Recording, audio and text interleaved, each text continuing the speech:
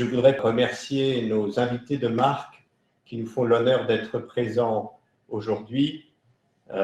Par ordre alphabétique, Monsieur Julien Lassalle, secrétaire de l'Observatoire de la sécurité des moyens de paiement à la Banque de France. Bonjour Monsieur Lassalle. Bonjour.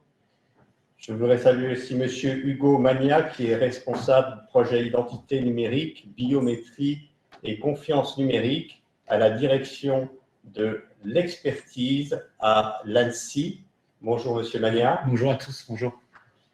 Je voudrais saluer Monsieur Didier Martin, qui est à distance, qui est le commissaire divisionnaire, chef de la division de l'expertise de la fraude documentaire à la DCPAF, c'est-à-dire la Direction centrale de la police de l'air et des frontières. Bonjour Monsieur Didier Martin. Bonjour. Je voudrais saluer Monsieur Maxime Molcou, avocat associé au sein du cabinet Nemrod. Bonjour Monsieur Molcou. Bonjour à tous. Bonjour. Et enfin, je ne sais pas s'il est connecté, nous aurons probablement Monsieur Nigel Rivelet, directeur des activités paiement France de la société FIS Global. Voilà, sans plus attendre, je voudrais démarrer notre débat de la journée. Je voudrais peut-être commencer avec vous, Monsieur Didier Martin. Vous êtes donc le commissaire divisionnaire, chef de la division d'expertise à la fraude documentaire à la DCPAF. Est-ce que vous pouvez peut-être pour commencer nous dire un mot de la DCPAF et de vos activités dans le domaine de la fraude et notamment de la fraude documentaire? Je vais vous parler du travail que je fais pour la France, mais j'ai un positionnement européen assez important et clairement, on peut pas lutter contre la fraude documentaire identité si on ne prend pas une dimension à la fois européenne et internationale. Alors, sur le plan franco-français, vous m'entendez bien? Oui, très bien. Merci. Sur le plan franco-français, donc je dirige une division de la direction centrale, division qui est rattachée à la sous-direction de l'immigration et de l'éloignement. Nous avons un effectif, une cinquantaine d'experts basés à Paris, à Nantes et à Logne, là où sont mes bureaux. Nous disposons d'un réseau de 150 analystes en fraude documentaire répartis sur l'ensemble du territoire national, avec qui nous font remonter de l'information.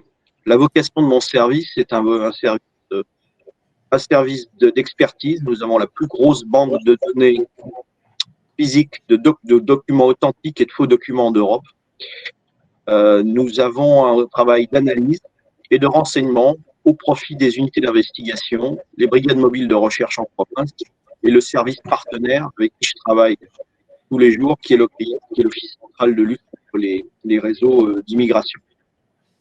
Pour la partie franco-française, nous avons une exclusivité sur ce sujet, puisque nos policiers sont formés à la fois par Frontex et par les agences européennes, ce qui n'est pas le cas de l'autre force de sécurité intérieure, la gendarmerie nationale.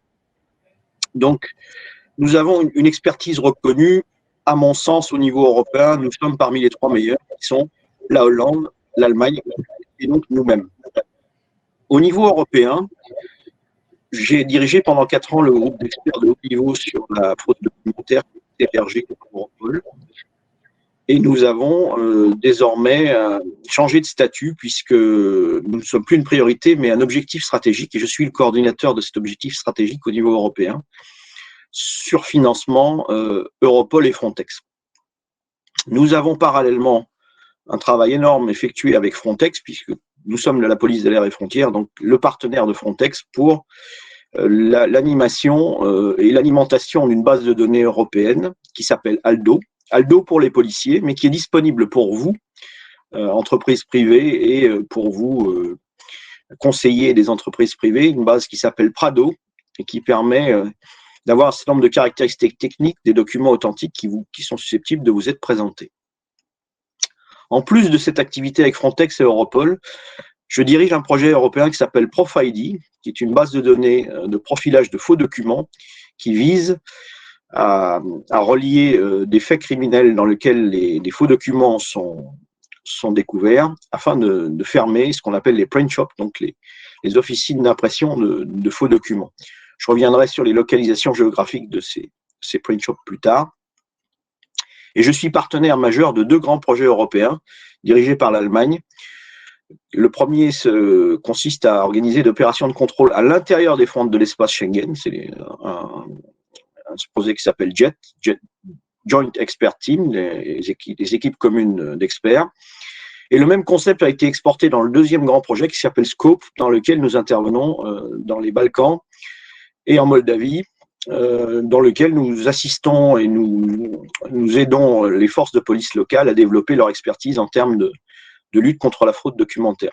Voilà, donc au-delà de l'aspect français, nous avons l'aspect européen. Et pour clore cette courte présentation de mes activités, de l'activité de ma division, nous avons d'excellents rapports avec Interpol.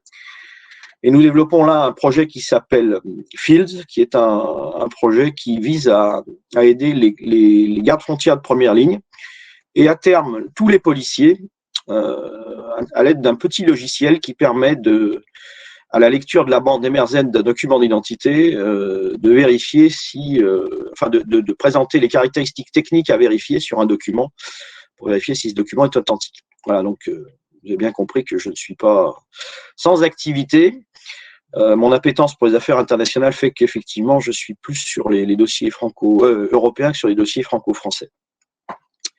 Deuxième point, l'évolution de la fraude documentaire. Qu'est-ce qu'on constate? Je suis cet après-midi et depuis hier dans une réunion de très haut niveau de Frontex qui s'appelle High Level Round the Table, dans lequel on fait un point de la situation de la fraude documentaire en Europe. Et là, on a les chiffres 2021. Alors qu'il faut prendre avec un certain recul parce qu'effectivement, l'activité aéroportuaire a été considérablement limitée du fait de la crise Covid, mais les tendances sont là. Les tendances, c'est que les policiers, alors pas forcément les policiers français, mais les policiers en général détectent de plus en plus de fraude en aéroport. Cette détection de faux documents est de plus de 22% en 2021 sur une année où l'activité a quand même pas mal repris. Pardon. Alors d'où ces personnes titulaires, enfin porteurs de faux documents viennent. Alors sur le plan des aéroports sources, nous avons 2 gros hubs qui nous amènent des gens dotés de faux papiers. L'aéroport d'Istanbul et jusqu'à il y a peu l'aéroport de Casablanca. De qui s'agit-il? Parce que ce n'est pas forcément l'aéroport d'origine qui détermine la nationalité. Nous avons énormément d'Ukrainiens. Ça, c'est une tendance récente et ça, je pense que je n'ai pas besoin de vous expliquer pourquoi. Nous avons beaucoup de Turcs, de Syriens et d'Afghans. Alors, les Afghans, c'est un peu moins le cas maintenant parce que les talibans ont un petit peu fermé leurs frontières, bien que l'étanchéité de la frontière afghane est quand même pas terrible. Donc, on a un certain nombre de nationalités qui se rendent chez nous. Ce qu'on constate en général sur l'évolution de la fraude, c'est que la fraude documentaire par rapport à la fraude d'identité a tendance le pourcentage a tendance à augmenter. On a de plus en plus de fraude à l'identité. Pourquoi? Parce que, en fait, d'abord, les documents d'identité sont de plus en plus sécurisés. C'est le cas pour la France qui s'est dotée d'un permis conforme aux normes européennes, un permis qui est très, très bien sécurisé. J'ai pu visiter le processus de fabrication dans les locaux de l'imprimerie nationale à Douai, et c'est vraiment un document qui est infalsifiable tel quel. Donc, les gens qui souhaitent utiliser des faux documents ont de plus en plus de mal à imiter ces documents très sécurisés. La France est un des leaders en la matière avec l'Allemagne et les États-Unis. On peut être très fier de ce qui a été fourni aux citoyens français en termes de CNIE. Donc, ce qu'on constate, c'est qu'on a de moins en moins de détection de faux documents français, et plus la nouvelle carte d'identité électronique va se développer, moins on a de chances d'avoir de contrefaçons.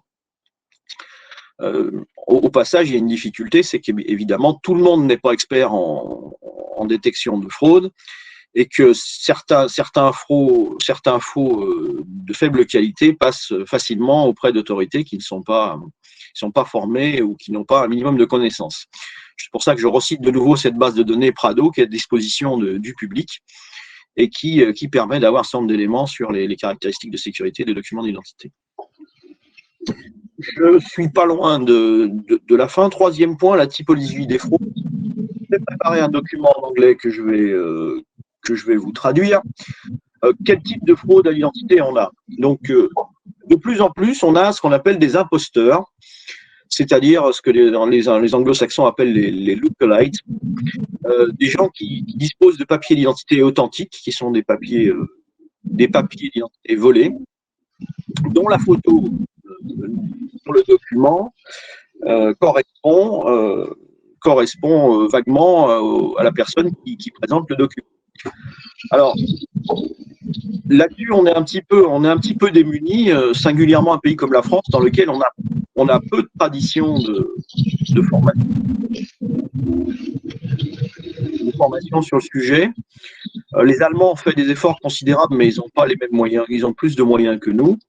On a de réelles difficultés à détecter ces lookalikes. Donc, petit à petit, on arrive à former les gens, mais l'avenir, à mon avis, à mon sens, c'est à chaque fois je vous parlerai d'une fraude, je vous essaierai de vous donner quelques éléments de mitigation. L'idée, c'est qu'il y a des solutions techniques. En passant un visage sur une vidéo, on peut déterminer si cette personne correspond à la photo qui figure sur le passeport. Donc là où une formation va être très coûteuse, la technologie peut venir à notre secours pour détecter ces lookalikes.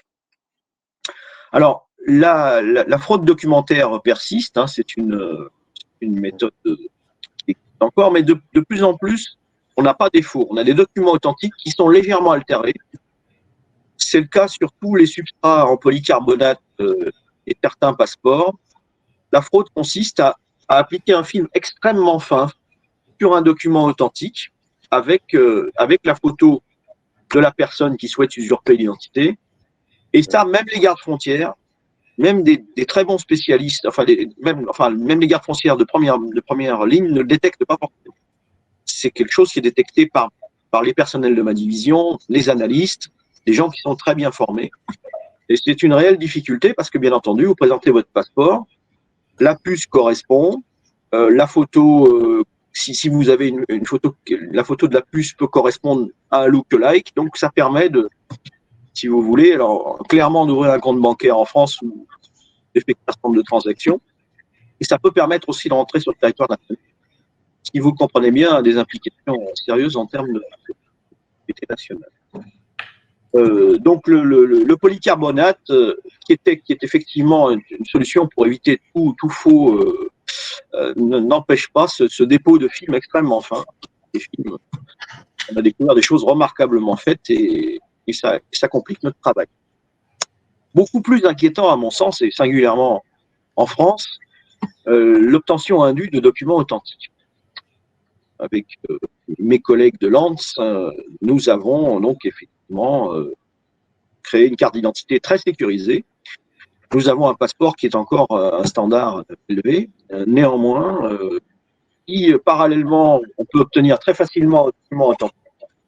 Tout l'intérêt de sécuriser, de créer des documents sécurisés est détruit finalement. Donc, mon grand souci, c'est la chaîne de délivrance. Alors, quel est le paradigme? Le paradigme, c'est que d'un côté, vous avez un gouvernement qui vous dit il faut faciliter la tâche des citoyens pour qu'ils obtiennent des documents facilement et un processus en dématérialisé. En pratique, ce processus en dématérialisé et le fait qu'on puisse obtenir des documents sources, c'est-à-dire des documents d'état civil dans certains pays peu regardants, fait qu'il est relativement facile de se procurer des documents authentiques. C'est pour ça qu'une des unités de ma division consacre exclusivement son temps à la lutte contre l'obtention indue. Malheureusement, je n'ai pas encore les outils suffisamment développés pour en faire un travail holistique. Et puis très clairement, je suis limité par le système légal français système préconisé par la CNIL de protection des données qui fait que je ne peux pas faire ce que je veux et clairement, vous allez vous retrouver, vous les clients de vos entreprises, avec des gens qui disposent d'identités soit usurpées, soit d'identités fictives, soit d'identités réelles obtenues par duplication avec des documents authentiques. Voilà, donc sans noircir le trait sur cette problématique, je voulais vous mettre en garde sur le challenge pour vous de détecter ces obtentions indues. Une fois que vous avez un document authentique, vous avez plein d'ouvertures de droit. Ce document authentique sera bientôt accolé à une identité numérique qui permettra de faire un certain nombre de transactions et donc nous avons un réel problème. Je voulais quand même terminer sur une note positive. Je travaille beaucoup en partenariat avec des entreprises privées. Pourquoi? Parce que la technologie, clairement, elle n'est pas du côté des forces. La technologie, elle est du côté du privé, qui a des moyens qui, quelque part, n'est pas limité, beaucoup moins limité qu'un service régalien pour l'usage des données.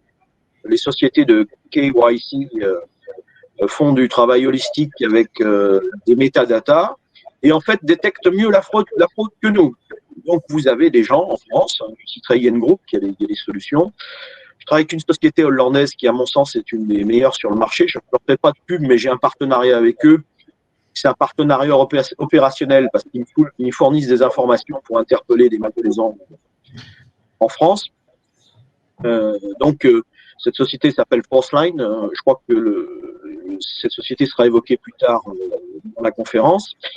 Ce que je souhaitais vous dire, c'est que le partenariat public-privé me permet à l'administration quand même de progresser. On ferait bien peut-être de s'en voilà, donc une problématique grandissante, surtout avec la perspective de l'identité numérique qui est collée sur l'identité physique. Il faut, je pense, avoir un vrai débat sur ce sujet. On a eu un débat sur la fraude fiscale. Je pense qu'il faut faire un débat sur la fraude à l'identité parce que ce débat à la fraude d'identité implique derrière la fraude sociale qui a un coût, comme vous le savez, pour notre pays. Voilà, sans sortir de ma réserve, la réflexion que je pouvais vous livrer à l'instant. Merci, Monsieur Didier Martin, pour votre exposé très clair, très précis, je crois très complet sur les aspects de la fraude documentaire et identitaire. On a bien retenu la dimension européenne et internationale de la question, ainsi que les différentes typologies de fraude, la préoccupation notamment sur la chaîne de délivrance des titres. On pourra y revenir parce qu'effectivement, on pouvait penser qu'avec des dispositifs comme Comedec, DocVerif, gérés par la NTS, on avait amélioré la chaîne de délivrance, mais il semble qu'il y a encore du travail à faire. Je vous remercie aussi pour ces éléments de coopération dans la lutte contre la fraude entre le secteur public et le secteur privé. Je voudrais maintenant passer la parole à Monsieur Hugo Magna de l'ANSSI et ce sera l'occasion d'ailleurs d'aborder aussi une question que vous avez posée sur la vérification d'identité à distance. Mais peut-être avant ça, Monsieur Hugo Magna, peut-être pouvez-vous un peu présenter l'ANSSI et un petit peu son action vis-à-vis de ce type d'ingénierie sociale et de fraude. Bonjour Guy, bonjour à tous. Donc effectivement, je m'appelle Hugo Magna, je travaille à l'ANSSI, donc qui est une agence nationale qui traite d'un certain nombre de problématiques autour de la cybersécurité. Et parmi nos différentes missions, il y en a une qui est assez importante, qui est la prévention, c'est-à-dire qu'on essaie de faire en sorte de renforcer la sécurité sur un certain nombre de domaines. Et il est vrai qu'aujourd'hui, en termes d'usurpation d'identité et de vérification d'identité, on a constaté que, notamment dans le contexte pandémique, il y avait un certain nombre de services qui n'étaient plus accessibles en face-à-face physique et qui devaient pouvoir être accessibles à distance. Et il était nécessaire qu'on s'assure que ces vérifications d'identité à distance nous offrent la même robustesse qu'un face-à-face physique. Donc, c'est des sujets sur lesquels l'ANSSI travaille et sur lesquels je travaille particulièrement. Merci beaucoup. Alors, peut-être pour commencer un peu la même question que M. Di-Marté, un peu quelles sont pour vous les typologies de fraude que vous constatez aujourd'hui en termes d'ingénierie sociale, d'usurpation d'identité, de fraude sur les données, et quelles sont les plus menaçantes, peut-être quelles sont un peu les grandes conséquences pour les entreprises françaises? Alors, si on reste sur les aspects identité numérique, l'ingénierie sociale, ça va plutôt être un moyen pour pouvoir réaliser une usurpation d'identité.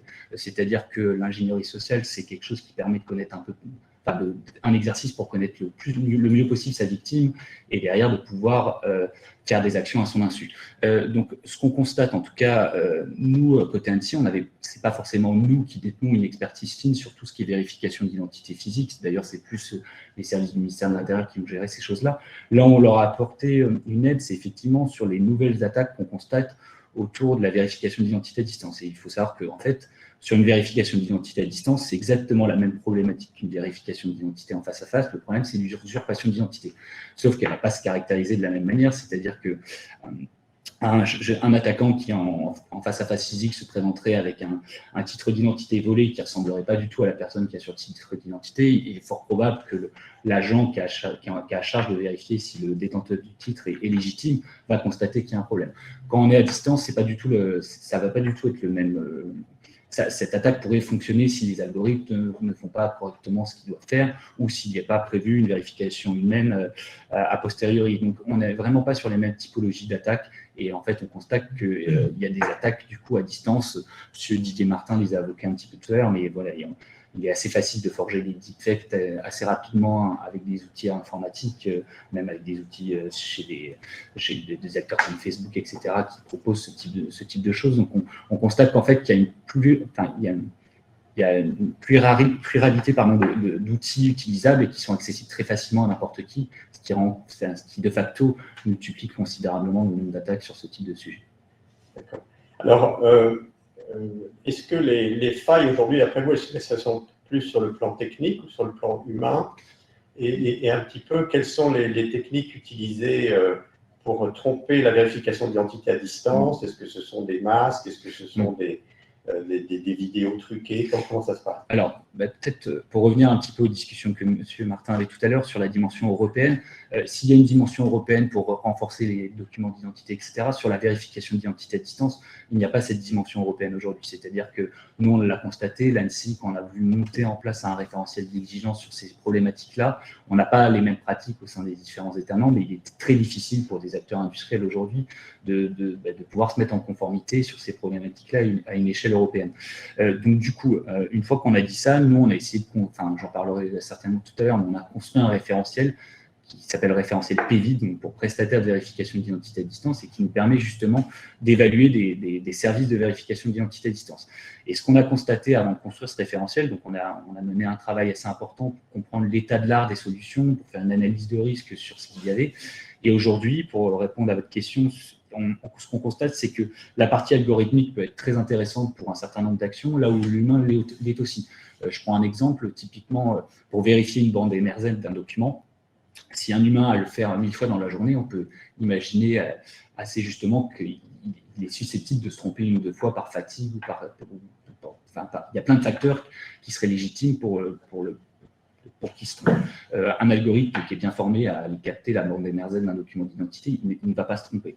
Donc sur ces aspects-là, sur des choses où les algorithmes sont entraînés et ont l'habitude de travailler et ont les données pour s'entraîner, on n'a pas ces problématiques-là. Par contre, il est vrai que pour certaines typologies d'attaques qui peuvent être contextuelles, par exemple, je suis en visioconférence, je dois présenter mon titre d'identité et présenter mon visage pour pouvoir accéder à un service. Si je suis forcé par quelqu'un qui est derrière la caméra, il est possible que l'algorithme ne le voit pas, tandis qu'un humain qui va être face à la vidéo va bien constater que je n'agis pas en mon nom.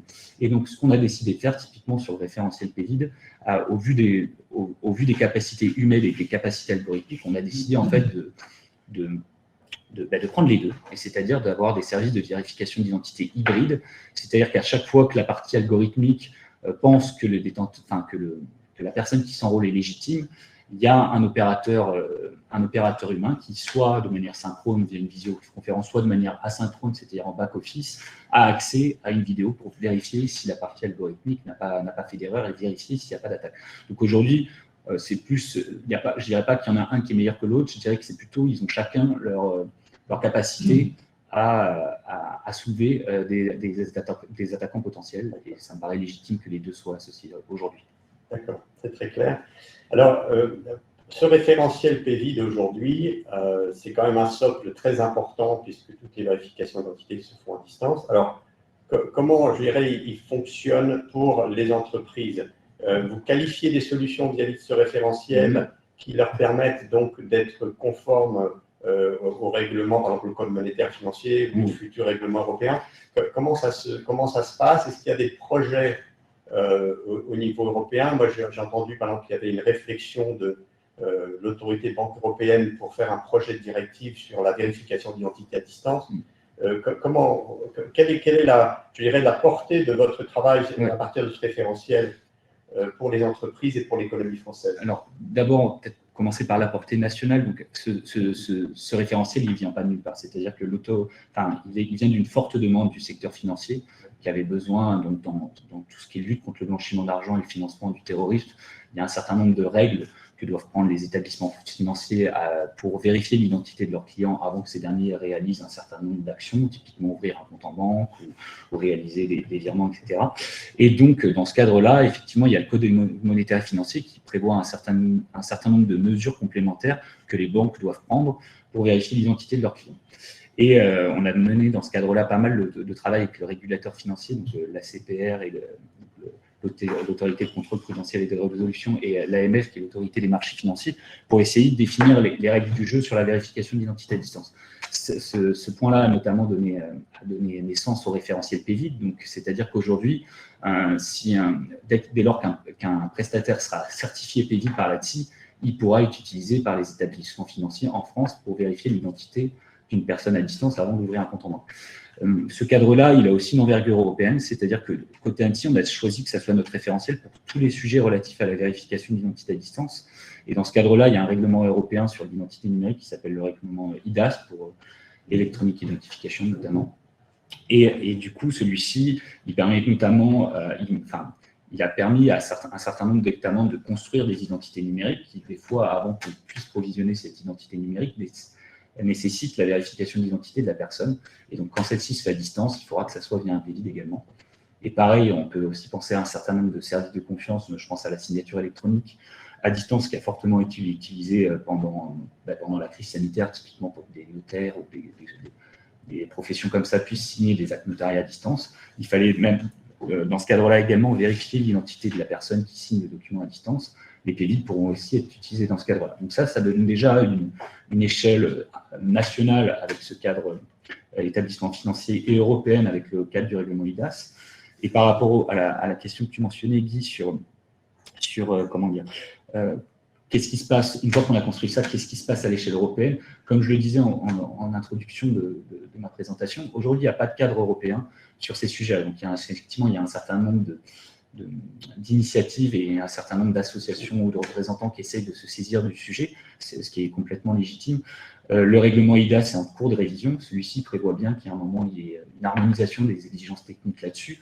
Donc nous, côté ANSSI, bien évidemment, notre rôle, ça sera de faire en sorte que ce qu'on a construit puisse servir à l'échelle européenne. Donc ça, je ne sais pas si ça sera ce référentiel exactement, mais l'idée, c'est de pouvoir dire, aujourd'hui, nous, on a construit un cadre. À ma connaissance, on est les seuls à avoir ce cadre propre sur la vérification d'identité à distance. Donc, s'il faut qu'on fasse un passage de savoir sur ça et sur ces problématiques à l'échelle européenne, on le fera. Quel est votre objectif là, dans les 3 à 5 prochaines années? Par exemple, en France, combien de prestataires qualifiés sur ce référentiel? Alors, on est sur une certification, mais c'est très difficile souvent de comprendre la distinction, mais il n'y a pas de souci. C'est assez difficile. C'est un peu... je renvoie la balle aux industriels en rigolant, mais c'est les industriels qui se positionnent sur ce référentiel. Donc, ça dépend avant tout d'eux, plus que de l'ANSSI en tant que tel. Et effectivement, on voit qu'il y a un attrait assez important pour cette certification. Je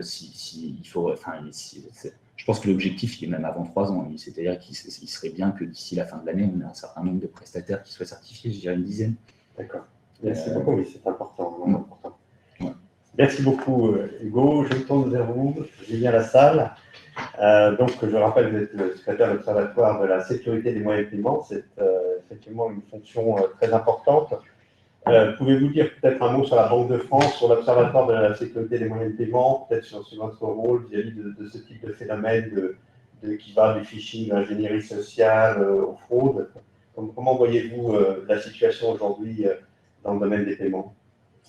Oui, merci Guy. Bonjour à tous. Alors, la mission de sécurité des moyens de paiement, c'est une des missions relativement récentes de la Banque de France, je veux dire à l'échelle de la longévité de l'institution, puisque c'est une mission qui nous a été confiée par la loi en 2001. Le Code monétaire et financier dit que la Banque de France veille à la sécurité des paiements, définit les règles et les normes applicables en la matière et veille à leur bonne application par les acteurs du marché des paiements. Donc, c'est une mission qui est exercée par un service de surveillance des moyens de paiement structuraux que je dirige, qui a la responsabilité de veiller à la sécurité de flux de paiement qui représentent 40 000 milliards d'euros annuels. Les paiements de détail en France, c'est ce volume-là. Donc, c'est une masse colossale. Et donc, on a cette activité de surveillance qui s'exerce vis-à-vis de l'ensemble des acteurs du marché des paiements, par différence aux autorités classiques comme la CPR qui supervise des acteurs agréés. Nous, notre champ s'étend des acteurs agréés comme les banques, les établissements de paiement et de monnaie électronique, jusqu'à des acteurs qui opèrent en dehors de cadres réglementaires, par exemple les systèmes de paiement par carte, bien CD en France, Visa, Mastercard par exemple, les fournisseurs de solutions de wallet de paiement, des acteurs aujourd'hui comme Apple, comme Google qui opèrent dans le monde des paiements, et puis des acteurs qui fournissent des gateways, des plateformes techniques qui permettent par exemple aux e-commerçants d'accepter des modes de paiement. Donc, notre responsabilité est de veiller à définir les normes de sécurité qui permettent de se prémunir contre le risque de fraude et de veiller à ce que l'ensemble des acteurs contribuent à la mise en œuvre de ces normes et recommandations. Et pour ça, effectivement, la Banque de France n'est pas seule, elle est guidée dans son action par l'Observatoire de la sécurité des moyens de paiement, qui est une instance de place qui a été créée dans le Code monétaire et financier en même temps que la mission de surveillance de la Banque de France sur les paiements. Et cet observatoire, il associe des représentants de l'ensemble de l'écosystème des paiements.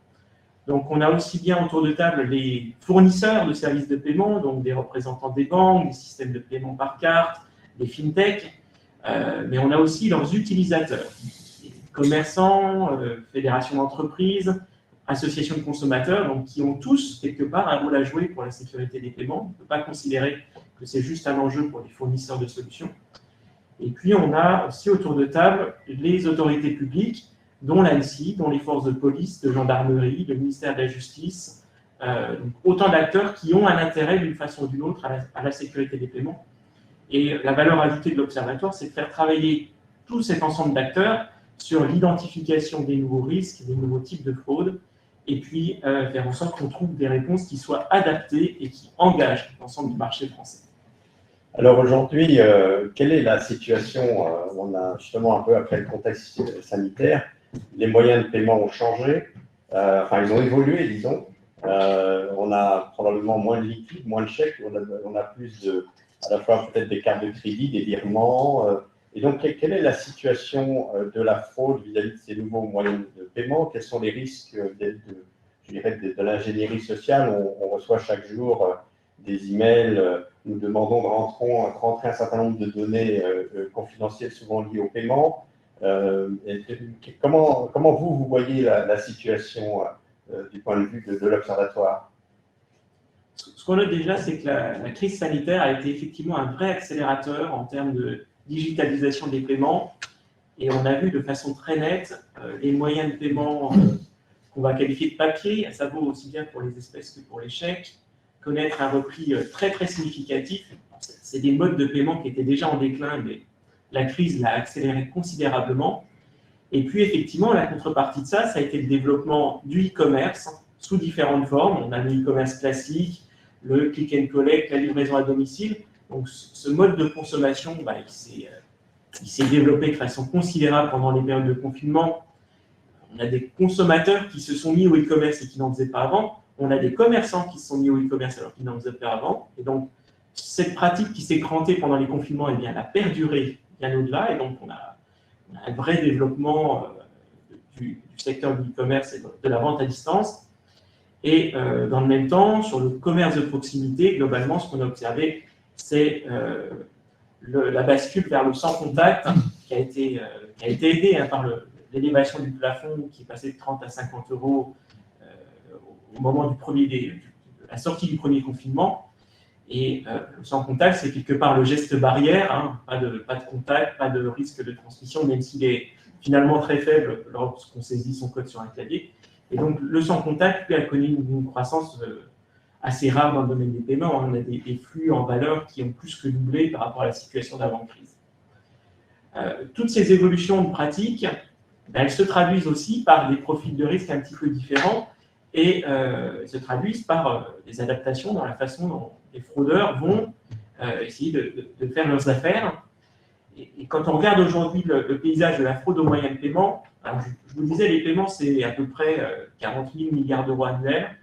La fraude aux moyens de paiement, c'est un petit peu plus d'1 milliard d'euros par an. Donc, on peut considérer quelque part que c'est une goutte d'eau. Soit dit, 1 milliard d'euros, ça fait déjà un joli chiffre d'affaires pour les fraudeurs. Et cette fraude, elle se répartit en trois grands volets. Il y a le premier volet, qui est celui qui concerne le plus de cas de fraude. On a 93% du nombre de cas de fraude. Ce n'est pas les montants, mais c'est le nombre d'opérations frauduleuses, qui visent les particuliers et qui visent les particuliers qui utilisent la carte. Et là-dedans, il y a une très grande majorité de paiements par carte sur Internet, dans lesquels les fraudeurs vont essayer de détourner le moyen de paiement carte à leur profit. Et il est vrai qu'avec l'utilisation de plus en plus systématique des techniques d'authentification fortes, le fraudeur n'attaque plus vraiment la technologie, parce que c'est plus compliqué, c'est plus fastidieux, et donc il va manipuler le porteur de la carte par des techniques qui associent à la fois du spoofing, donc se faire reconnaître comme étant par exemple la banque du porteur, comme étant le service antifraude de la banque du porteur, et puis avec un petit effort de documentation sur sa victime, va mettre la pression sur sa victime pour faire croire à des cas de fraude ou des tentatives de fraude sur son compte, pour amener la victime à valider ce que la victime pense être des mesures d'annulation ou de test des outils de sécurité et qui en fait se révèlent être des validations de transactions. Alors on le voit surtout sur la carte, mais on en voit aussi un petit peu par exemple sur du virement. Donc ça, c'est en nombre de transactions frauduleuses, c'est le paquet le plus important pour nous. C'est des cas de fraude qui unitairement ne pèsent pas forcément très lourd, hein, puisque c'est au plus quelques centaines d'euros par cas de fraude. Par contre, ça touche un grand nombre de victimes. Ensuite, quand on regarde les deux autres volets, on a le volet vraiment entreprise, qui porte sur la fraude, principalement au virement. Et là, on voit toute la palette des fraudeurs en termes d'ingénierie sociale, avec en gros deux grandes familles. On a la fraude au président, qui existe encore. Hein, je pense que les participants à ce séminaire connaissent bien, mais c'est le fraudeur qui se fait passer document à l'appui, avec beaucoup de crédibilité dans sa démarche, qui contacte son service comptable à un moment, si possible à un moment de stress, clôture comptable, avant le week-end, pendant les vacances, quand le comptable titulaire n'est pas là, prétend des signatures de contrat, une affaire exceptionnelle, pour inciter le service comptable de son entreprise à émettre un ou plusieurs virements vers un nouveau bénéficiaire, et ce virement se révèle rapidement être frauduleux. L'autre grand mode opératoire qui s'est beaucoup développé ces dernières années, c'est les fraudeurs qui s'intermédient dans un processus de facturation classique, donc qui vont intercepter une facture papier ou électronique, vont aller insérer dans le processus un courrier crédible annonçant un changement de coordonnées bancaires de fournisseur, réémettre la facture dans le circuit. L'entreprise qui doit payer la facture juge l'ensemble de crédible, émet le virement, et puis ce n'est qu'au bout de quelques temps, quelques semaines, voire mois, que le fournisseur se rappelle au bon souvenir de son client, lui signale qu'il n'a pas été réglé, et là on se rend compte que les fonds sont déjà partis vers une autre destination. Voilà, ces deux modes opératoires, ça génère de la fraude, qui sont sur des cas qui sont comme une mesure avec ce qu'on voit sur les particuliers. Là, on est de l'ordre de dizaines de milliers d'euros, centaines de milliers d'euros, voire millions d'euros quand on parle de fraude au président. On a eu quelques grands cas récemment qui ont d'ailleurs transparu dans la presse.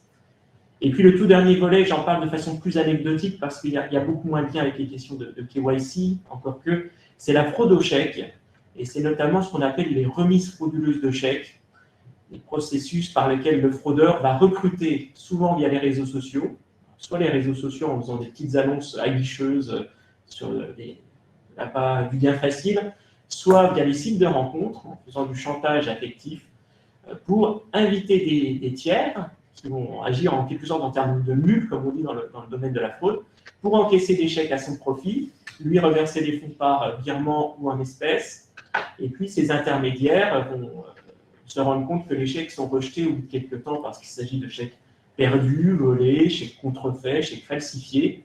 Et donc, c'est l'intermédiaire qui va se retrouver mis à découvert du montant qu'il aura reversé au fraudeur et qui va concrètement supporter le préjudice de la fraude. Et puis, ces personnes vont se retrouver, en plus, aux yeux de leur banque, complices du fraudeur.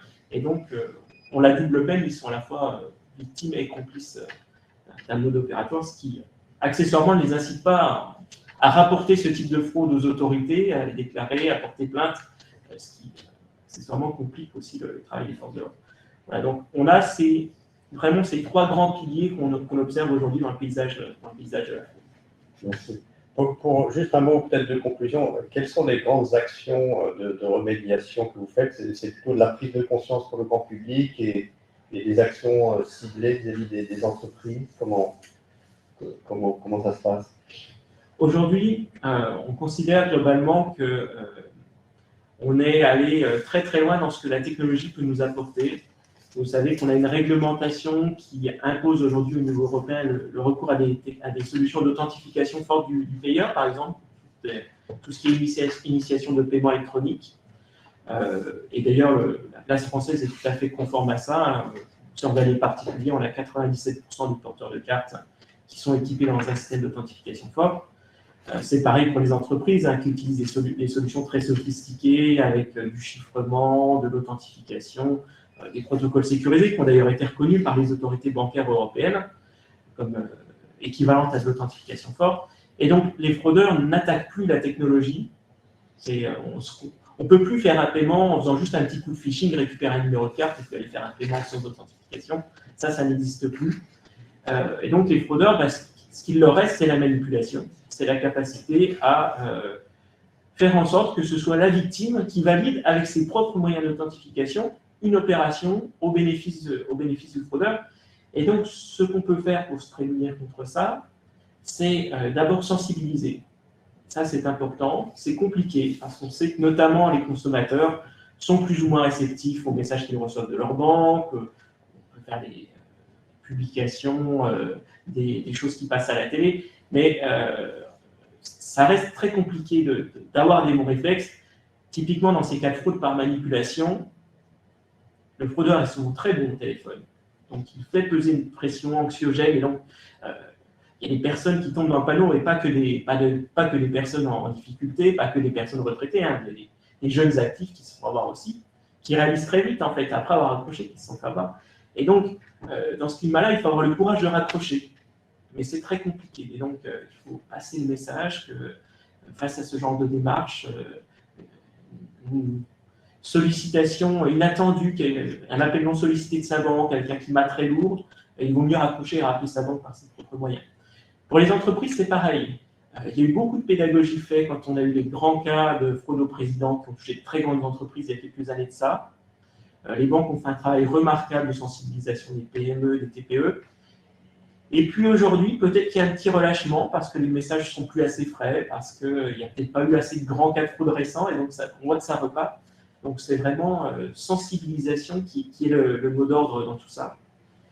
Et puis à côté de ça, il y a un sujet très particulier qui touche surtout les consommateurs. Les moyens d'authentification sont très performants. Par contre, il y a une vraie difficulté sur la façon dont on transfère ces moyens d'authentification. L'authentification, elle s'appuie beaucoup aujourd'hui sur les technologies mobiles. Le porteur, le consommateur français, il change de mobile tous les 3-4 ans. Ça veut dire qu'à ce moment-là, il faut faire un transfert des moyens d'authentification. Et ce transfert, il ne doit pas se faire n'importe comment. Parce que c'est à ce moment-là que le fraudeur peut trouver un moyen de s'immiscer dans le processus de transfert des moyens d'authentification pour récupérer les modes de paiement de sa victime. Et ça, on le voit sur l'authentification sur la banque en ligne. On le voit aussi de façon de plus en plus fréquente sur les solutions de paiement mobile, les solutions type Apple Pay, Payly, Google Pay, où on a des fraudeurs qui finalement arrivent à faire reconnaître leur terminal comme étant celui du titulaire de la carte. Et une fois que vous avez accès aux moyens d'authentification, vous avez un moyen illimité de payer. Et donc là, il y a un point d'attention très fort là-dessus. Et il y a un vrai sujet pour nous qui est de se poser la question de l'apport des technologies de type identité numérique pour sécuriser ce type de processus d'accès à un nouveau mode d'authentification, s'appuyer sur quelque chose de tiers, non fourni par la banque, mais peut-être par les pouvoirs publics, pour sécuriser l'accès à des moyens de sécurité. Merci beaucoup, Julien Lassalle, pour ces éléments d'information très précieux. Je voudrais me tourner maintenant vers Nigel Rivley. Oui, bonjour. Bonjour Nigel, vous êtes directeur des activités de paiement de la société FIS Global.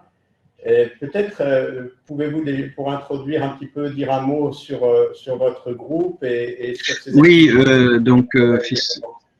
Oui, merci. Oui, bonjour. Je suis désolé, je suis à l'extérieur là, mais en tout cas, je suis content de participer aujourd'hui. FIS, c'est une société spécialisée dans les solutions pour les banques et les marchands au niveau du processing. Donc, par exemple, en France, si vous utilisez les cartes ou les paiements via le Crédit Agricole, il est fort possible que ça passe pas notre solution parce qu'en fait, c'est nos solutions qui sont installées chez le Crédit Agricole pour toutes les transactions bancaires. C'est un peu nous qui fournissent le tuyauterie pour permettre que les transactions passent sans faille. Mais bien évidemment, la fraude, ça devient aussi un problème croissant dans les banques en France comme ailleurs. Et donc, on fournit aussi des solutions pour contrer ce genre de menaces et pour réduire le risque pour les banques comme pour les autres acteurs du marché de paiement. Donc, plus particulièrement dans le domaine de l'évolution de fraude, parce que je vais peut-être parler là dans ce webinaire, ce sera intéressant de parler un petit peu de l'évolution qu'on constate dans le marché. Je ne sais pas si vous suivez un peu le chiffre, mais Julien, il connaît bien comment la fraude augmente d'une manière globale et notamment avec l'utilisation de plus en plus des transactions digitales. On est de moins en moins souvent devant le client au moment de l'achat ou le moment de la transaction. Et donc, c'est une opportunité pour une fraude d'avoir lieu. Et donc, en fait, on constate parmi les augmentations importantes, c'est de plus en plus d'attaques qu'on appelle le phishing, où le consommateur pense qu'il traite avec un fournisseur, mais en fait, il traite avec un tiers ou via un fraudeur. Et à ce moment-là, on voit de plus en plus. Et donc, pour contrer ça, nous, on aide les banques et les PSP à déjà augmenter, d'alerter les consommateurs sur ce danger, notamment même dans les entreprises aussi. On commence à voir qu'il y a des emails de phishing envoyés exprès aux employés en interne pour voir si les gens sont bien alertés sur le danger. Comme ça permet d'avoir un plus grand niveau de vigilance des uns et des autres. Le deuxième… Oui. Quels sont parce que vous êtes une société qui travaille fortement à l'international, quelles sont les typologies de fraude et de fraude sur les paiements que vous constatez? Alors, vous parlez du phishing. Phishing, c'est le premier. Bien sûr. après, il y a ce qu'on appelle le malware, c'est-à-dire où c'est un morceau de logiciel qui a été déposé sur votre device, sur votre téléphone ou sur votre ordinateur sans que vous êtes au courant. Et puis, ce malware va transformer votre transaction ou va permettre d'envoyer un message auprès d'un fraudeur à votre insu, en fait. Donc ça, c'est le deuxième augmentation qu'on constate. Et c'est pour ça, notamment, je pense qu'on voit tous, hein, on voit de plus en plus souvent les mises à jour de nos solutions. Hein, c'est tous les 3 ou 4 jours, on est obligé de faire une mise à jour de Windows ou une mise à jour de quelque chose. Et c'est justement pour ça, parce que c'est la maintenance du système qui permet de contrer et de réduire ce risque. Et ça explique pourquoi on voit de plus en plus souvent des mises à jour qu'on nous propose ou qu'on nous impose au niveau de nos devices. Et c'est comme ça, ça permet d'avoir un minimum de protection contre ce type d'attaque qu'on appelle le malware.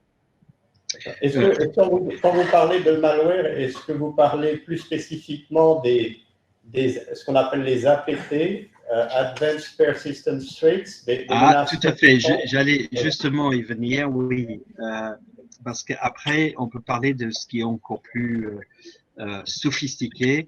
C'est comme vous avez dit, les APT, Advanced Persistent Threats, c'est-à-dire les menaces persistantes avancées, qui sont une sorte d'attaque permanente. C'est-à-dire que même si on pense qu'on a nettoyé notre solution et mis en place une protection, la menace revient d'une manière persistante et ça continue d'attaquer tant que ce soit pas contré et nettoyé complètement. Après, il y a aussi les attaques qui sont destinées de nous dénier même l'accès à des services.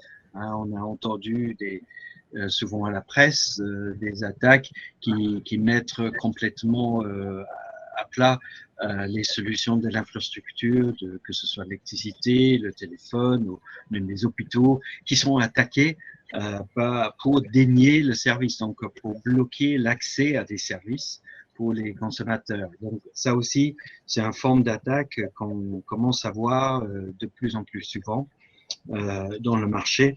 Et pour ça, il est possible aussi là de mettre en place là carrément un cadre de sécurité dynamique pour permettre de régulièrement protéger et de revoir les protections contre le fraude pour empêcher ce type de cyberattaque.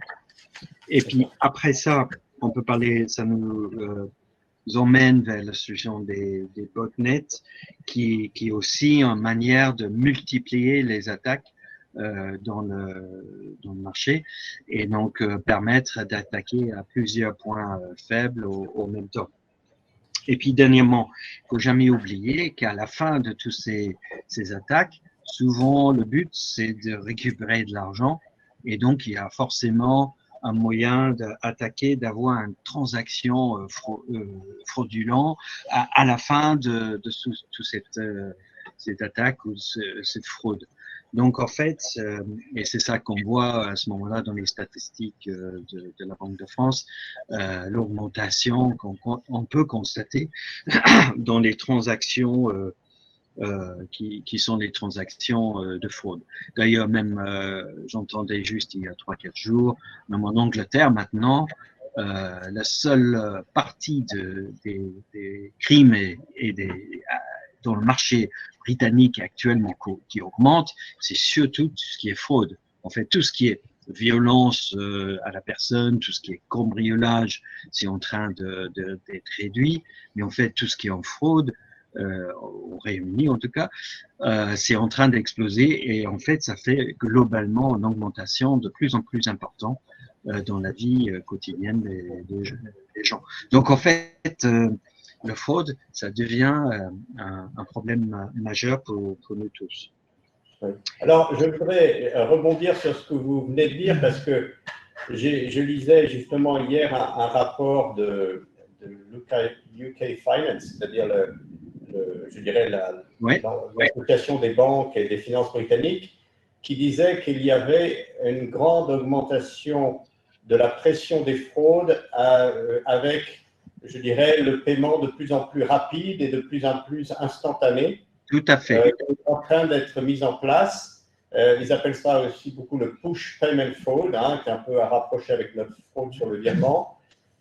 Comment vous voyez les choses, vous, là-dessus? Oui, vous avez tout à fait raison.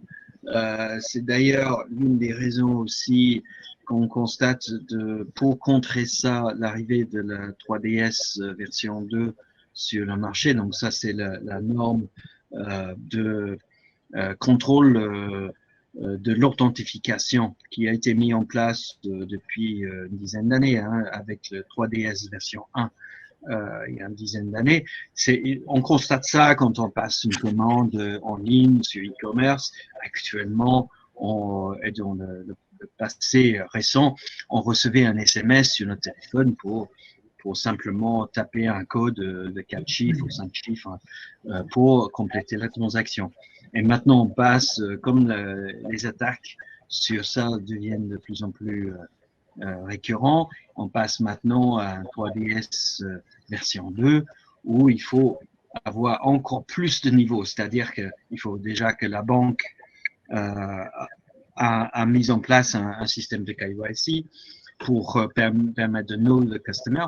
Donc, en fait, de vraiment avoir vu le client face à face, d'avoir constaté et validé que le téléphone mobile, c'est bien un téléphone qui appartient à lui parce que c'est ce numéro qui va servir par la suite pour les envois de code. Donc, ça, il faut montrer la preuve. Et puis, par la suite, il faut avoir les envois purs de SMS ne sont à terme plus possibles, mais ça va être d'autres formes de communication et de code où on est obligé de se reconfirmer son identité au moment du code. Donc, enfin, tout ça, ça montre qu'en fait, c'est parce que même si on veut que les choses sont instantanées, ça vient avec la contrepartie, c'est-à-dire qu'on va être obligé d'avoir une authentification forte, de plus en plus fort, en fait. Donc, on peut avoir la transaction rapidement, mais il faut passer par 2 ou 3 étapes pour s'authentifier. Donc, en fait, on va voir ça, notamment dans les 2 ans à venir. Il arrive maintenant, on va avoir l'obligation d'utiliser les facturations électroniques dans le marché français. Ça devient nécessaire parce que pour le suivi de TVA, le gouvernement impose ce genre de facturation électronique pour suivre des factures, mais ça veut dire qu'on va être en mesure de payer les factures d'une manière instantanée, tout de suite derrière, et ça veut dire qu'il va y avoir de plus en plus d'attaques de fraude via ça, soit avec les factures qui ne sont pas des vraies factures, soit avec des liens pour paiement qui sont des faux liens, ou soit même avec les attaques via des employés des entreprises, parce que ça aussi c'est quelque chose qu'on constate dans le marché, c'est que c'est pas seulement le fraude qui passe par attaquer le consommateur, mais aussi d'attaquer l'employé lui-même dans l'entreprise et son ordinateur pour permettre d'envoyer les factures fraudulentes auprès des consommateurs. Donc tout ce genre de choses montre ça devient de plus en plus sophistiqué. Merci Nigel. On comprend bien le besoin de renforcer la phase d'enrôlement, identification vis-à-vis des paiements qui deviennent plus rapides et plus instantanés. Je voudrais vous poser une dernière question. Julien Lassalle vient de nous dire un peu sa préoccupation vis-à-vis des moyens d'authentification mobile qui peuvent être effectivement soit interceptés, soit volés, soit dans le cadre d'un remplacement d'un mobile, je dirais, abusé. Il y a là-dessus une grande perspective, c'est celle de la généralisation du e-wallet pour l'identité et pour le paiement, qui est en cours, qui est une tendance en cours. Et vous, comment vous le voyez dans ce cadre, c'est un risque ou c'est c'est un gain de sécurité ou c'est un risque accru? Comment vous le voyez, vous?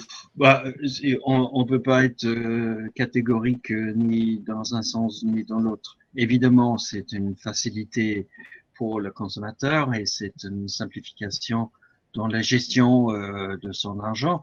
Donc là, il y a, et notamment avec PSD2, c'était tout ce qu'on souhaitait, hein, en fait, d'avoir un meilleur contrôle pour le consommateur. Donc le PSD2 a poussé dans ce sens. Je pense qu'on est tous maintenant en mesure d'avoir une app pour permettre de gérer multiples comptes à travers notre mobile et de initier les transactions du mobile. Mais par contre, on doit accepter forcément le risque qui va avec. C'est un peu comme si on a 3 ou 4 maisons et on a une seule clé d'entrée pour les portes de toutes les 4 maisons. Évidemment, il faut protéger la clé. Donc, en fait, l'utilisation maintenant de la biométrie devient en fait un facilitateur à ce niveau-là, parce qu'au lieu d'être devant l'obligation d'avoir plusieurs mots de passe, on peut quand même utiliser une empreinte digitale pour permettre d'ouvrir tous ces comptes et de valider la transaction. Donc, je pense qu'il y a une envie de simplification, il y a une envie de donner le contrôle au consommateur et en échange, le consommateur va chercher un moyen simple, mais un moyen très sécurisé pour permettre de garder contrôle. Mais au passage, j'étais intéressé parce que Julien vient de dire sur le mobile, je viens de justement changer de mobile et ça me fait penser qu'effectivement, je laissais tous mes codes, etc. dans l'ancien mobile, donc il faut que je fasse maintenant attention à le nettoyer avant de le détruire. Merci beaucoup pour votre témoignage, Nigel. Je voudrais maintenant me tourner vers vous, Monsieur Maxime Moncou. Bonjour Maxime.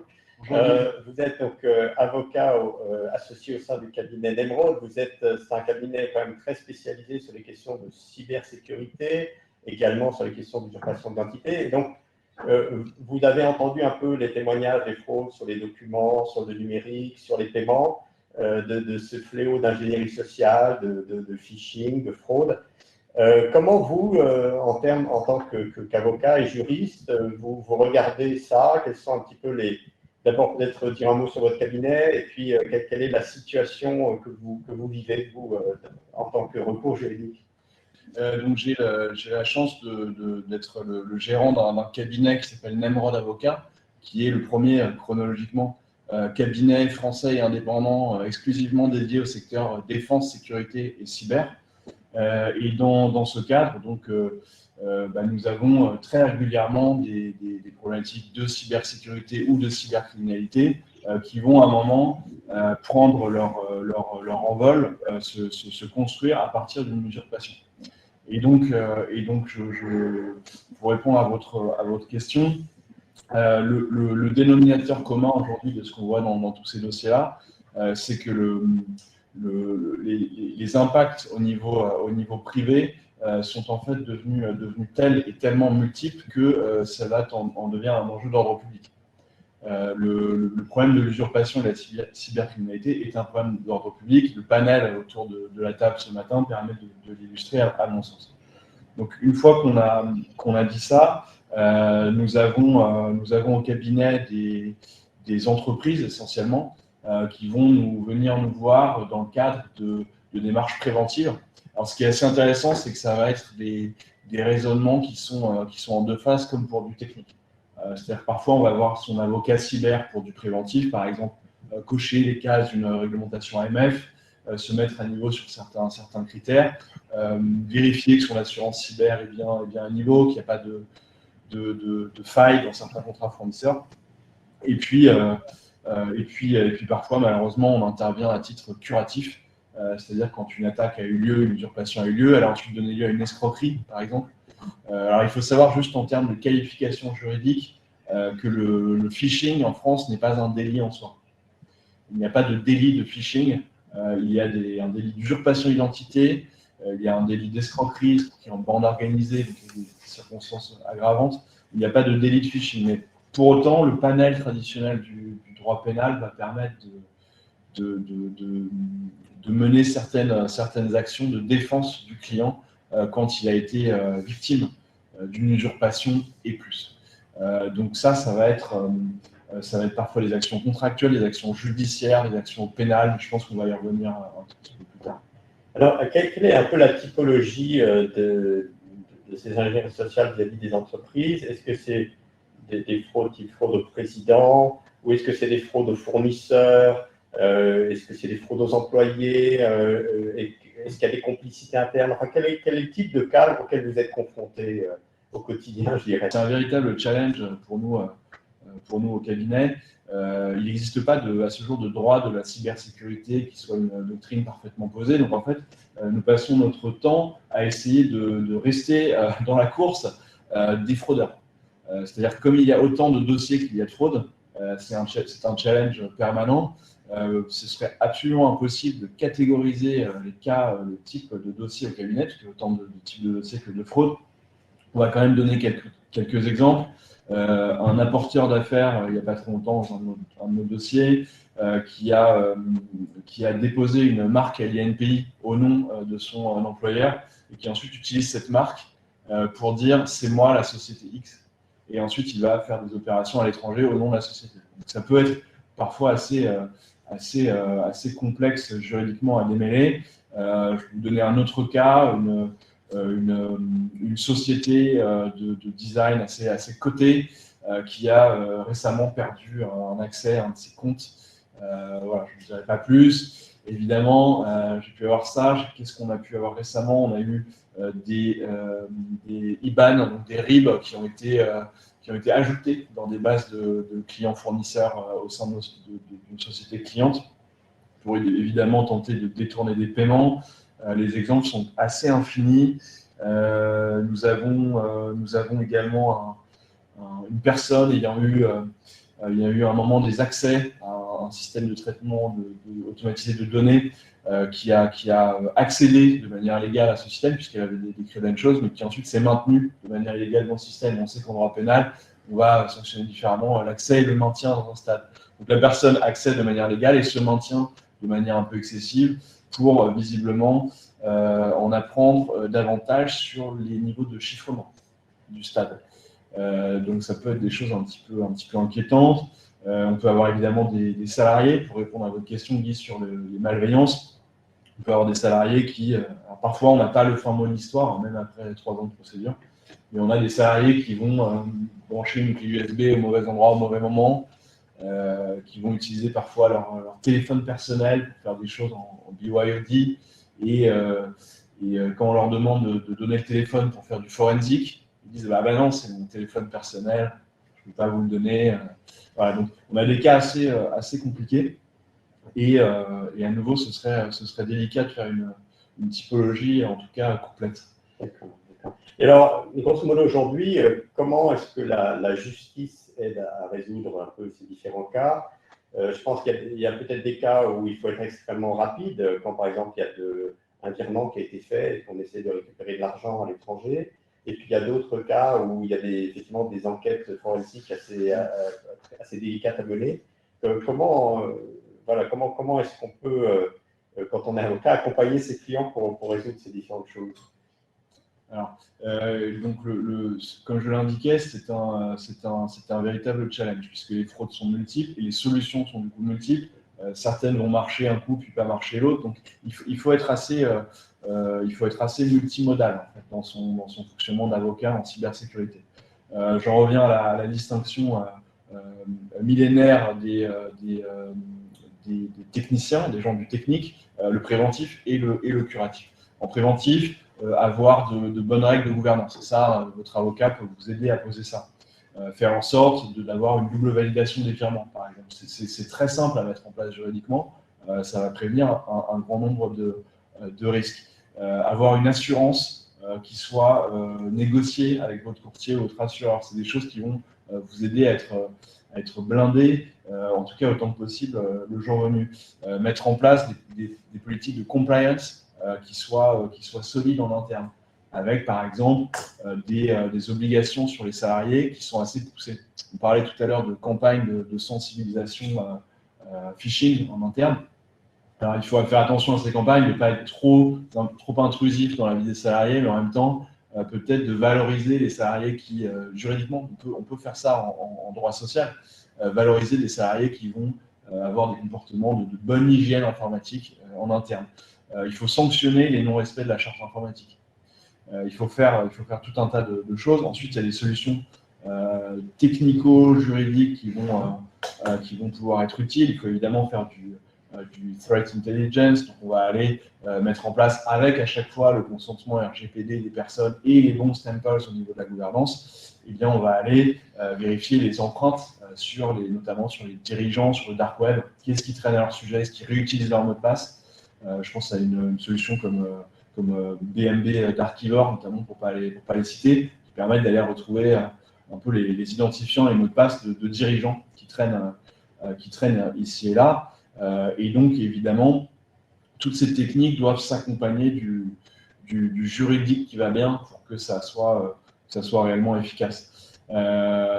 Deuxième partie de la réponse sur le curatif, donc pour en revenir au recours. Alors, vous parliez de justice, d'institutions judiciaires. De mon point de vue, ce n'est pas aujourd'hui le premier vecteur de solution pour les personnes physiques et les entreprises, sans oublier les collectivités d'ailleurs au passage, qui seraient victimes d'usurpation d'ingénierie sociale et de hacking au sens large. Donc on va avoir tout un panel de solutions. On va pouvoir avoir du code monétaire et financier sur des remboursements de paiements frauduleux. On va pouvoir évidemment avoir des dépôts de plaintes pénales au commissariat, en gendarmerie. Ça va être sur de l'usurpation d'identité, mais le plus souvent sur le fondement du délit d'escroquerie. C'est vraiment le délit numéro 1 en matière de qualification de délit de hacking. Donc le recours, ça va être d'aller déposer une plainte par définition pénale, donc au commissariat ou en gendarmerie.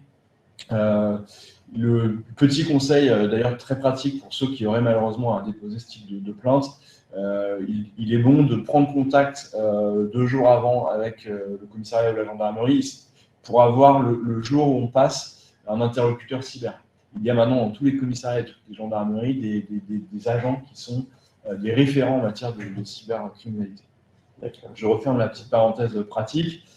Ensuite, sur le curatif, il va falloir faire des mises en demeure aussi également à des personnes qui abusent. Je parlais par exemple d'un apporteur d'affaires se faisant passer pour gérant. Bien évidemment, il va falloir le mettre en demeure. Il va falloir parfois l'assigner. Il va falloir faire des procédures pour récupérer des marques. C'est un peu pareil d'ailleurs pour les noms de domaine. On n'a pas beaucoup parlé aujourd'hui de cyber-squatting, de typo-squatting, etc. Mais ça peut également être un aspect. Et puis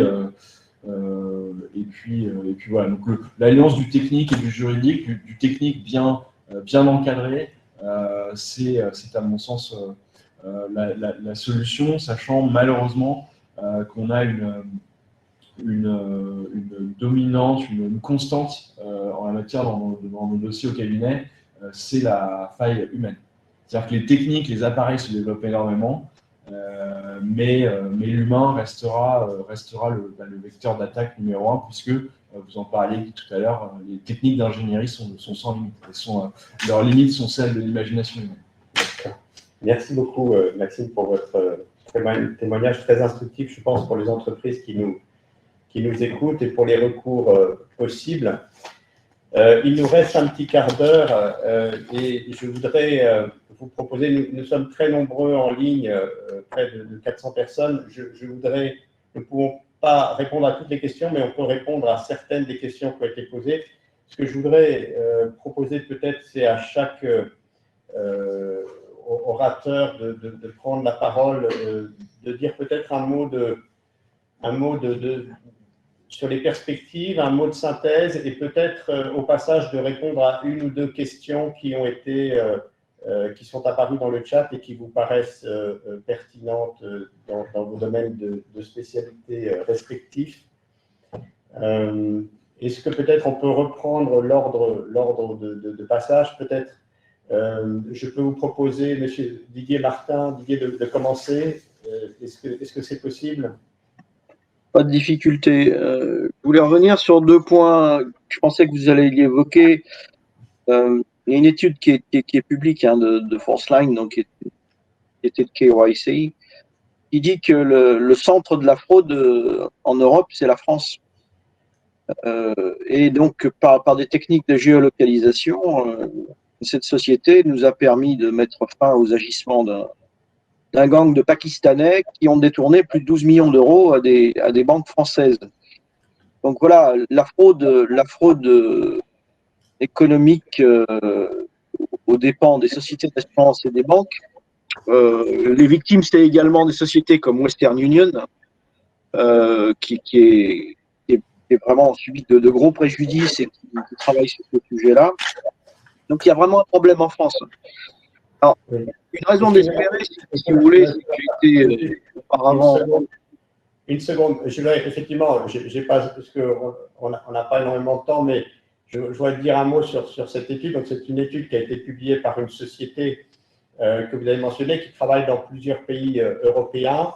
Et effectivement, cette étude met en exergue que le niveau de la fraude en France serait entre 3 et 4. Alors, on parle de la fraude d'identité aux différentes applications contractuelles, quelles qu'elles soient, que ce soit un service bancaire, assurance, public ou privé. Le niveau de la fraude dans leurs statistiques internes ressort 3 à 4 fois plus élevé que par rapport à la moyenne des autres pays européens. C'est-à-dire qu'on est à peu près à 3,80% contre 0,80%, 85% en moyenne dans les autres pays d'Europe. Voilà, je referme la parenthèse, je vous repasse la parole. Voilà, donc moi, j'aime pas bien l'angélisme. Voilà, les chiffres sont têtus. Et quand on n'est pas content des chiffres, on a tendance à casser le thermomètre et c'est un peu décevant et c'est un understatement. Je voulais quand même donner quelques raisons d'espérer. C'est que j'étais conseiller JAI à Bruxelles et en fait, la norme Europe, je pense que vous avez évoqué, ça a été évoqué pendant les débats, la possibilité d'imposer une norme européenne sur la vérification d'identité. Et je pense que la lumière viendra de l'Europe. On a beau critiquer l'Europe, l'Europe actuelle est une Europe anglo-saxonne, donc très, très réaliste. Et je pense qu'on va imposer 2 standards. D'abord, sur la manière dont on contrôle l'identité. Ça, c'est qui adresse aux forces de sécurité intérieure. J'ai entendu le mot force de l'ordre. C'est vilain comme mot. Il ne faut plus utiliser force de l'ordre. Il faut dire force de sécurité intérieure parce que c'est beaucoup plus soft, bien sûr. Et donc, la deuxième norme qui sera imposée, je pense, c'est la norme de délivrance. Je suis porteur d'un questionnaire qui devrait être présenté au groupe Frontières à Bruxelles, qui devait être présenté en février, mais qui n'a pas été pour cause d'agenda trop rempli. Mais l'idée, c'est peut-être pas dans un avenir proche, mais d'imposer une norme européenne sur la délivrance de la chaîne d'identité. Et je pense que la mise en œuvre de l'identité numérique sera l'occasion de renforcer cette chaîne de délivrance. Si la France ne veut pas le faire, l'Europe lui imposera. Entendu, bien noté. Merci beaucoup, Monsieur Didier Martin. Merci, Didier. Hugo Magna, je me tourne vers vous. Quel serait un petit peu votre mot de synthèse pour cette conférence, cet échange, et peut-être au passage, si vous avez, j'ai vu qu'il y avait 1 ou 2 questions qui vous étaient dirigées. Oui, il n'y a pas de souci. Merci beaucoup, Guy. Donc, un mot de conclusion très rapide, c'est surtout de dire que si vous avez des questionnements par rapport au référentiel PVID de l'ANSSI, plus globalement sur ces sujets de vérification d'identité à distance, on est à votre disposition pour y répondre. Donc, vous trouverez assez rapidement le référentiel sur Internet en tapant PVID, le référentiel ANSSI, et on a une adresse mail générique pour répondre à plusieurs questions indiquées sur le site. Et sinon, l'adresse mail en question, peut-être qu'on a la possibilité de l'écrire dans le chat, c'est commentaire-PVID@ssi.gouv.fr, commentaire avec un S. Et du coup, là-dessus, on est un certain nombre de mon équipe à pouvoir répondre à vos questions. L'autre point, sinon je voulais répondre à 2 questions très brièvement. Il y avait une question de Nathalie Launay, je crois, sur la durée de certification PEVID et quand est-ce qu'on pouvait espérer les premiers PEVID certifiés. Donc sur la durée, aujourd'hui, c'est assez difficile de l'estimer puisqu'on est sur un process en cours. Et donc, a priori, j'aurai beaucoup plus de retours d'expérience une fois qu'il y aura eu des premiers PEVID certifiés. Quant aux demandes, vous exprimez dans votre question la demande très très forte des établissements financiers et des secteurs régulés par l'AML d'avoir ces solutions arrivées au plus vite. C'est notre objectif aussi à nous côté ANSSI. Donc, quand j'indiquais fin 2022 pour le plus de solutions possibles certifiées, on espère bien évidemment que dès le semestre 1, il y aura des premières solutions certifiées. Et voilà. Donc, c'est pas uniquement à la main de l'ANSSI, hein, c'est aussi à la main des industriels qui sont dans le process. Mais c'est sur quelque chose c'est quelque chose sur lequel on avance. Et ensuite, j'avais noté une question. Je crois que c'est de M. Jean-Paul Gagnon, mais je me trompe peut-être, c'est sur les limites que peut avoir ce référentiel-là, notamment vis-à-vis de fraude documentaire qui serait très, très poussée. Alors, autant sur le fait les problématiques autour de la délivrance de titres authentiques, ça c'est très clair qu'on aura des difficultés à trouver ce typologie d'attaque, mais comme M. Martin l'a expliqué, on a déjà aussi des difficultés à trouver ce type d'attaque dans des face-à-face physiques. Pour autant, il faut bien comprendre que les prestataires PEVID, on les évalue aussi sur la capacité à vérifier l'authenticité d'un titre d'identité, et sur ces problématiques-là, on travaille, l'ANSSI travaille de concert avec les entités du ministère de l'Intérieur qui sont spécialistes sur ces sujets de fraude documentaire. Donc, pour être très clair, on va tester les PEVID avec des faux titres d'identité physique et on va les tester avec un certain nombre de fraudes. Donc, on espère que ces entités-là seront en capacité de détecter ce type de documents et c'est en tout cas l'objet de nos évaluations. Et peut-être dernière question, je suis désolé, je laisse la main. Il y avait une dernière question, je ne me rappelle plus de la personne qui se posait pas mal de questions sur quelles étaient les différentes instances qui travaillent sur la cybersécurité en France. Je ne l'ai peut-être pas assez suffisamment précisé dans mon introduction, mais donc l'ANSSI, on a 3 types de bénéficiaires, si je puis dire. On a les administrations, bien évidemment, les organismes d'importance vitale et les organismes de services essentiels. En tant que particulier, c'est clairement pas forcément à l'ANSSI qu'il faut vous adresser. On n'a pas malheureusement, on n'a pas la force de frappe pour répondre à l'ensemble des questions des particuliers. Donc, il y a un organisme qui s'appelle Cybermalveillance qui est là pour répondre à ces problématiques-là d'un point de vue particulier. Il est vrai que nous, de notre côté, on va suivre de concert plutôt l'administration et les organismes d'importance vitale qui, en cas d'attaque, peuvent avoir un impact significatif sur la nation. D'accord. Merci Hugo Magna. Et on peut aussi rappeler qu'aujourd'hui, c'est la création officielle du cybercampus à la Défense qui devrait aussi améliorer les choses. Julien Lassalle, je vous passe la parole pour un mot de synthèse.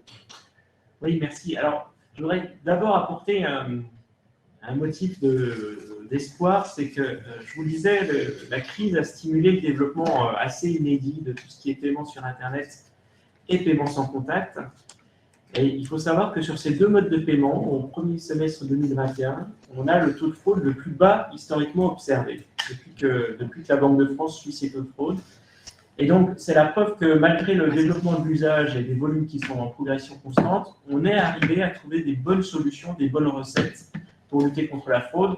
L'authentification forte en fait partie, la capacité des acteurs de la chaîne des paiements à identifier le niveau de risque des transactions, est aussi un élément vraiment majeur de la sécurité des paiements. Et c'est ce qui nous permet d'assurer, par exemple, des paiements sans contact, donc très fluides, avec un niveau de sécurité perçu faible par l'utilisateur, très peu contraignant, mais finalement un niveau de sécurité qui est au plus haut. On a augmenté le plafond, mais on a des dispositifs qui permettent de mettre fin à des transactions présumées frauduleuses ou demander une saisie de code confidentiel, par exemple. Donc, tout ça, ça nous donne un socle vraiment robuste pour construire les paiements de demain. Et le vrai défi pour nous aujourd'hui, ça va être le défi de l'instantanéité. On a notamment dans le domaine des virements une ambition très forte au niveau européen de promouvoir un virement instantané, donc, dont les fonds sont mis à disposition en 10 secondes. Ben, cette instantanéité-là, elle va mettre à l'épreuve les dispositifs de lutte antifraude des établissements. Il va falloir du scoring temps réel, une capacité à arrêter plus rapidement les transactions douteuses. Là, on pouvait se permettre de les temporiser pendant une journée, le temps de faire du lever de soupçon dans le virement classique. Mais l'avenir du paiement, c'est effectivement d'être plus rapide, d'être dans l'ère du numérique. Et donc, notre souhait, c'est de faire en sorte que les infrastructures soient à l'épreuve de cette instantanéité. Et puis, je voudrais répondre à une des questions qui a été posée ou un commentaire qui a été fait dans le chat en cours de l'intervention. Quelqu'un qui se demandait si c'est suffisant, si c'est uniquement les banques qui se chargent de sensibiliser les consommateurs et leurs clients au risque de fraude. Eh bien sûr que non. On sait que les banques et la capacité d'interaction des banques avec leurs clients a des limites en termes d'information. Et c'est pour ça qu'on est très mobilisé pour actionner différents leviers. On a des associations de consommateurs qui sont membres de l'Observatoire et qui relaient le message auprès des adhérents. On est régulièrement sollicité par la presse écrite, mais aussi par la presse audio, télé, pour des questions, des reportages sur ces questions-là. Il y a également des consommables qui sont diffusés, qui sont élaborés avec l'aide des associations de consommateurs. Donc, l'idée, c'est vraiment d'utiliser tous les leviers de communication à notre disposition. Et on est conscient qu'en termes de sensibilisation, on n'en fait jamais assez. Mais en tout cas, je peux vous assurer qu'il y a des efforts considérables déployés par l'ensemble de l'écosystème, autorités publiques, acteurs privés compris. Et on vous en remercie. Merci beaucoup, monsieur Julien Lassalle. Merci, Julien. Nigel, un mot de conclusion, peut-être? Oui, je vais essayer d'aller rapidement. Je suis conscient que c'est presque l'heure. Oui, je pense que vous pourrez tous constater qu'il y a beaucoup de différentes sortes d'attaques possibles et qui se multiplient et qui deviennent de plus en plus sophistiquées dans le marché. Et comme a dit Julien, on va de plus en plus dans un avenir de l'instantané pour tout ce qui est transactions et de paiement. Donc, il est indispensable de s'équiper avec les moyens informatiques aussi nécessaires pour contrer la fraude, et y compris aussi s'appuyer sur les scoring qui existent. Et il y a également le groupement des cartes bancaires qui a mis en place un scoring pour aider les marchands également dans cette démarche. Donc, en fait, c'est vraiment dans cet axe-là qu'il faut développer, parce que inévitablement, il y aura de plus en plus de transactions à l'avenir, de plus en plus rapides, et donc il est nécessaire pour fluidifier ça, pour que la fraude soit contrôlée d'une manière aussi instantanée et électronique. Donc, c'est tout ce que je voulais ajouter. C'est complexe comme sujet, mais il y a beaucoup de solutions qui existent sur le marché. Merci Nigel, merci beaucoup pour votre participation. Dernier intervenant, Maxime, est-ce que vous auriez un mot peut-être de synthèse pour vous de cet échange que nous avons eu aujourd'hui? Oui, absolument. Merci Guy. Je pense que si sur la partie qui nous concerne, un message est désormais assez acquis, c'est celui de l'importance du droit, alors pas seulement du point de vue des avocats, mais aussi du point de vue des lois et des institutions qui vont ensuite créer des prérogatives. Mais je pense que le droit est un facteur, alors pas le seul, mais c'est l'un d'entre eux pour essayer d'endiguer un peu ces risques et leur multiplication permanente. Un mot juridique, on peut considérer aujourd'hui que l'ingénierie sociale et l'usurpation n'ont pas qu'une solution juridique, j'entends, pénale. Il faut évidemment penser administratif. On a des administrations qui font un travail magnifique d'avancer sur ce sujet. Il faut penser contrat. Il faut consolider ces contrats en interne avec des tiers, avec des assureurs, avec absolument tout le monde. Il faut également penser politique et politique juridique. Donc, quelles vont être les réformes à venir? Quelle est la volonté des États, puisque après tout, c'est quand même de là que ça part sur certains sujets. Il faut évidemment penser gouvernance pour les entreprises, savoir en interne mettre les process qui vont bien, se consolider en matière également de RH, de sensibilisation. On a parlé également très brièvement, pas assez à mon goût, sur du juridique de données.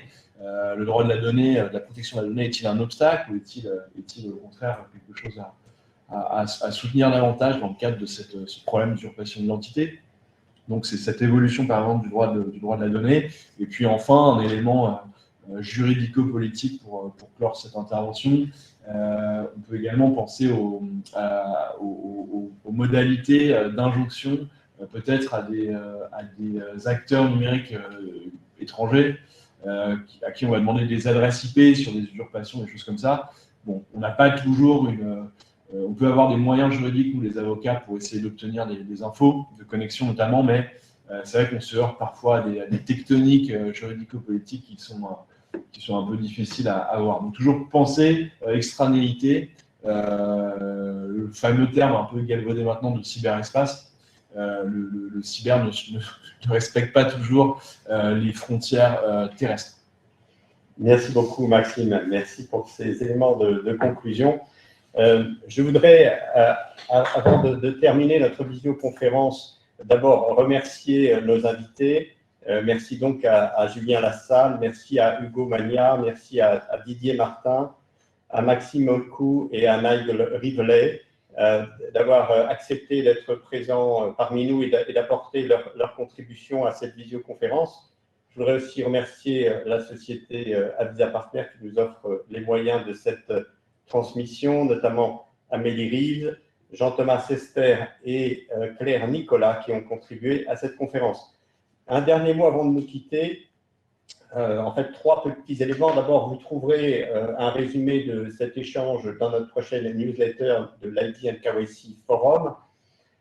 Vous trouverez également ces informations sur notre partenaire média InCyber.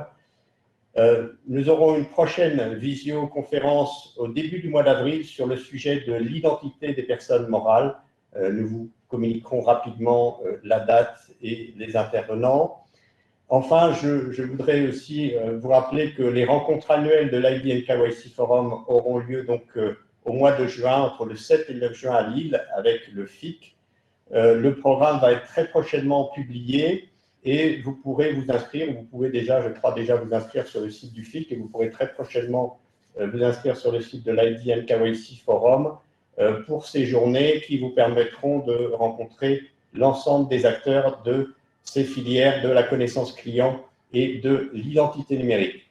Merci à tous, je vous souhaite une bonne fin de matinée. J'espère que cet échange a été éclairant pour vos différentes activités professionnelles et personnelles. Et je vous dis à bientôt. Au revoir, bonne matinée.